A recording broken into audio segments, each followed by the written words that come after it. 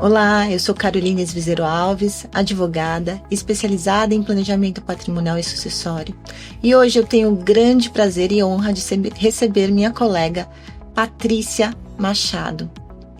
Muito prazer em recebê-la, Patrícia. Prazer, Carol. É um grande prazer estar aqui com você. Bastante ansiosa, meu primeiro podcast. A Patrícia, ela é advogada, ela é contadora, ela é mestre em finanças e é especialista em planejamento patrimonial, tributário e sucessório. Além disso, eu posso chamá-la de minha colega, e isso é muito especial para mim. Patrícia, hoje a gente vai falar um pouquinho sobre curatela, é isso? Isso, principalmente no ambiente empresarial, Carol. Porque às vezes a gente encontra o papel do curador especial trabalhando na parte patrimonial dos filhos menores de idade. Porém, muitas vezes a gente acaba esquecendo que o patrimonialista ele tem empresas, ele tem aplicações financeiras e nem sempre ele tem um sucessor preparado para assumir a sociedade, a empresa, com às vezes muitos funcionários. E esse papel do curador especial pode ser alocado também através de um testamento, quando o testador, o patrimonialista, ainda não fez o planejamento sucessório dele através das práticas de governança. Nossa, que interessante. Você sabe que, para mim, isso é uma novidade? Nossa, realmente é algo um pouco mais difícil de se encontrar a alocação desse profissional nas empresas, mas é algo que é essencial, eu entendo. Nós estávamos comentando um pouquinho antes agora de começar o podcast que eu tenho exatamente um caso onde uma mãe que tem um filho só, é separada, e no caso do falecimento dela, ela não deseja que o pai do filho dela que faça a gestão desse patrimônio, né? E nesse caso, realmente, nós vamos escolher um testamento com a nomeação de curador especial, além de prever dentro da própria holding familiar dela a administração supletiva no caso dela vier a falecer, né? Agora, para empresas operacionais, isso também funciona? Também funciona. E, Carol, eu acho que um mercado que a gente precisa se preocupar é com as empresas familiares. A gente tem que levar em consideração que nem sempre a administração já está profissionalizada. É verdade. Muitas vezes não está, Isso. Né? Às vezes, em empresas maiores, você tem um diretor financeiro, um controlador, né? Uma pessoa responsável pela controladoria da empresa, mas em alguns casos você tem pessoas muito leais ao patrimonialista, ao fundador, mas não são pessoas que estão habituadas a tomar decisões sozinhas. Então, elas acabam conduzindo a empresa pela direção, pela expertise do fundador. Então, quando você tem a nomeação de uma pessoa que não necessariamente ela precisa estar alocada internamente no dia a dia, naquela administração de compras, de decisões muito pontuais, mas você pode tê-lo como, inclusive, um conselheiro. Ah, entendi. Inclusive, serve muito para aqueles patriarcas que são controladores, que mesmo com a família trabalhando junto, ainda não conseguiu deixar que a família administre também. Aí, passar o bastão, né? Passar o bastão. Mas ali, no momento, quando já está mais velho, entende que a família não vai conseguir administrar o negócio, talvez seja uma saída para que ele consiga eleger alguém que possa ajudar essa família na falta dele, não é isso? Inclusive, Carol, às vezes você tem famílias que o patriarca trabalha sozinho. A esposa está em casa ou cuidando dos filhos, ou tem uma outra profissão. E não tem aquela expertise de gerenciar uma sociedade. E às vezes você tem filhos menores de idade ou filhos que estão fora do país, inclusive, estudando fora, ou fizeram a sua vida em outro estado, por exemplo. Entendi. Como é a nomeação desse curador? Tem que ser alguém que eu já conheço? É uma empresa? A legislação, ela não tem algo que impeça a profissionalização através de uma pessoa jurídica. Então, a gente entende que você pode nomear um terceiro, tanto pessoa física como jurídica.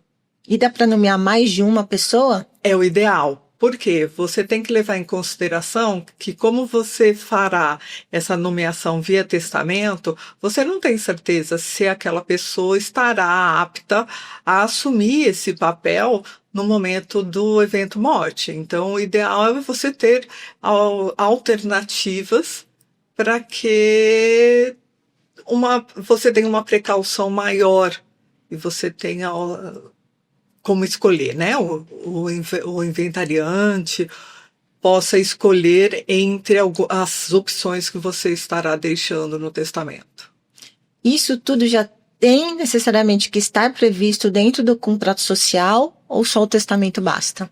Normalmente a gente faz tanto no contrato social como no acordo de sócios, colocando inclusive as alçadas que essa pessoa terá, a nomeação dependendo de um conselho de administração, caso seja uma empresa que comporte essa estrutura.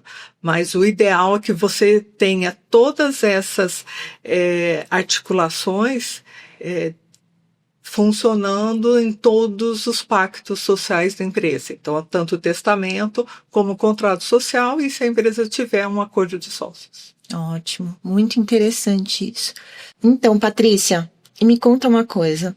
Várias situações sem o planejamento, no momento morte, quando há transferência, né, de aplicações financeiras ou ações, muitas vezes há uma grande perda de rentabilidade ali, porque meio que se obriga aquele resgate. Tem alguma forma que a gente consegue prevenir isso também, com esse curador ou com o testamento? Excelente pergunta, Carol. A gente tem algumas aplicações financeiras que, se você resgatar antecipadamente, como é o COI, você acaba perdendo toda a rentabilidade. Então, em aplicações neste tipo, às vezes uma alternativa que você pode alocar e deixar determinado no testamento é você alocar essa aplicação financeira a um herdeiro específico, com a responsabilidade de, tão logo acontecer a liquidação, né, o vencimento dessa aplicação financeira, ele seja responsável em transmitir o quinhão dos demais herdeiros proporcionalmente. Ah, muito interessante. Assim a gente não perde a rentabilidade daquela aplicação pelo resgate antecipado, né? Perfeito. Ótimo. Tem mais alguma outra hipótese que você entende que é cabível, ou o curador especial, ou a prevenção de cláusulas que vão definir os rumos de uma sociedade operacional dentro de um testamento? Carol, algo que já foi feito em um planejamento há alguns anos, o empresário ele tinha 5 herdeiros, e esses herdeiros, eles ainda eram menores de idade. Uma empresa operacional com 15 anos de constituição, e ele sabia que as mães não teriam capacidade técnica de conduzir a empresa. Ele, através do testamento, junto com o acordo de sócios, ele nomeou também profissionais internos que seriam responsáveis por um conselho de administração. E em um período de 5 anos, ele solicitou, né, no testamento, que a empresa pudesse ser vendida e alocando recursos para os herdeiros, para diminuir o risco operacional e de continuidade da sociedade também. Nossa, muito interessante, né? Que visão que ele teve. Ainda bem que ele fez isso. Isso. A gente tem que levar em consideração que os empresários acabam também tendo uma vivência, eles contratam muitas pessoas, então eles conseguem entender se o filho tem um pouco o perfil empreendedor, um perfil de continuidade ou não.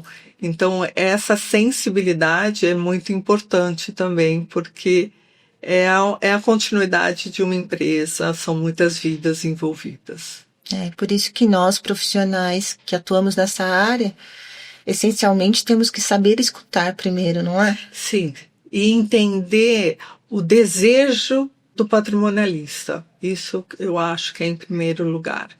E a gente tem que levar em consideração que no Brasil empreender não é nada fácil. Não é. E uma recuperação judicial, uma falência é algo ainda muito estigmatizada no país. Então, a possibilidade do empresário se reestruturar após um evento, né, de recuperação judicial, falência, é muito pequena.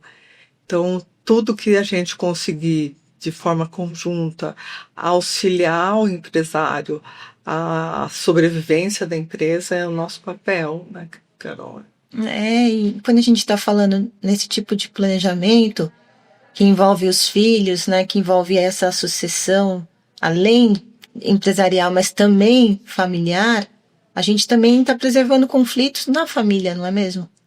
Também.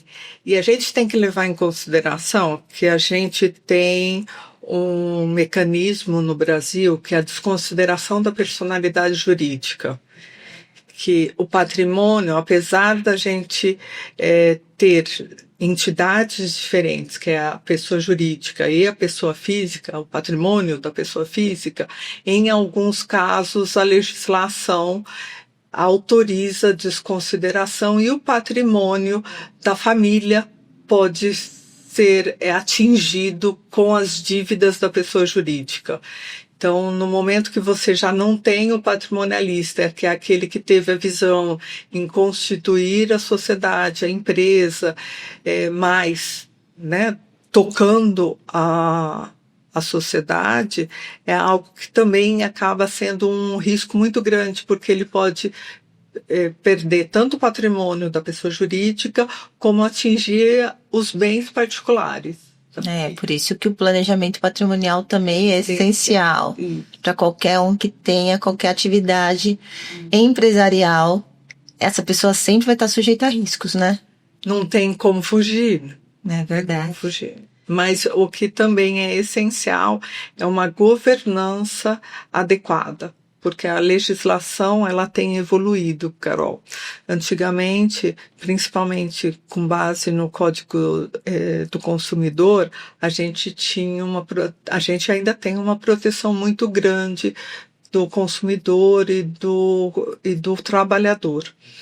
Porém, liberdade econômica, a gente teve uma modificação onde, para que haja essa desconsideração da personalidade jurídica, há necessidade de ter uma fraude ou uma confusão patrimonial.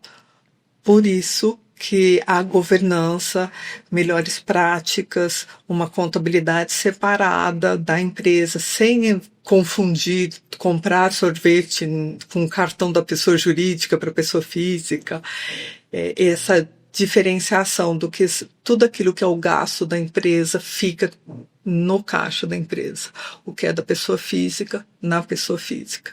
E principalmente, Carol, agora a gente tem a possibilidade da implementação de uma nova tributação, que é a tributação sobre a distribuição de lucros. É verdade, o PEC está novamente no Senado, né? Isso. E o que acontece? Até agora, a gente tem essa isenção da distribuição de lucro.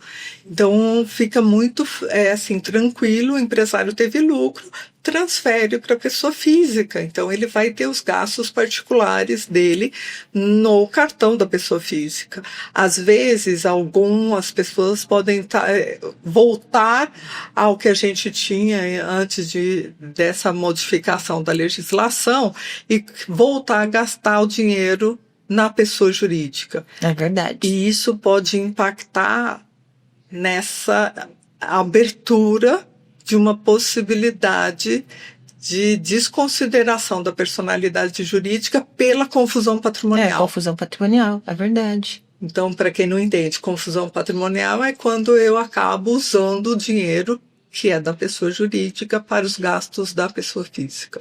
Então, é algo que a gente tem que se atentar e recomendar os clientes que, às vezes, é melhor um tributo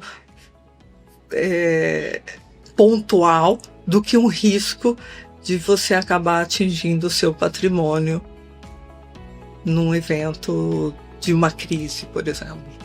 É verdade, Patrícia. Patrícia, foi um prazer receber você aqui no podcast.